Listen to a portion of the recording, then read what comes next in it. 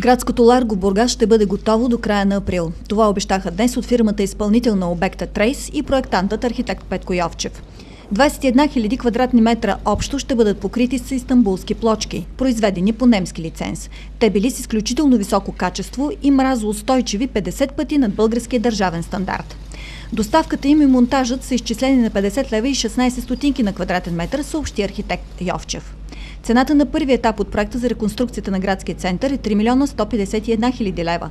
Парите са спечелени по европейски проект.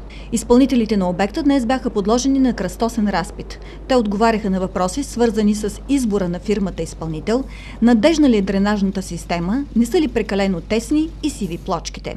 Архитект Йовчев призова бургазлии за търпение и каза, че площадът ще е монохромен на цвят, за да изпъкнат акцентите – цветни мозайки, зелени островчета, монтирано осветление и пластики. Архитект Йовчев, гарантирате ли, че това, което ще видим в края на април, ще бъде това, което видяхме на слайдовете на проект?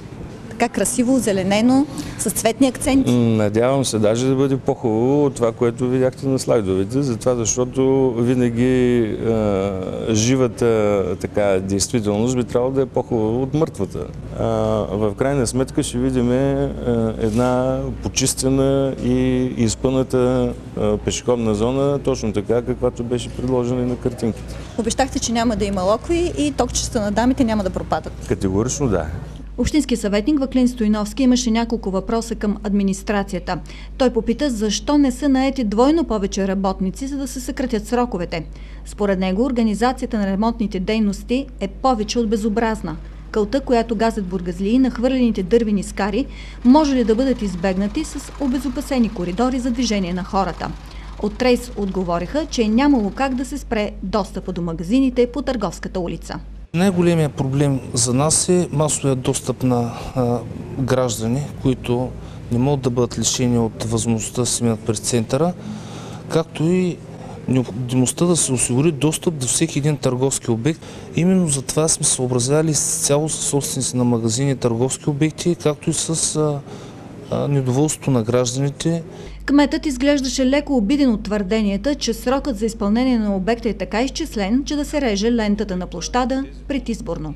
Николов дори предложи, за да се избегнат политически спекулации, да се издаде мораториум за изпълнение на всякакви проекти по време на избори и всичко в държавата да замре.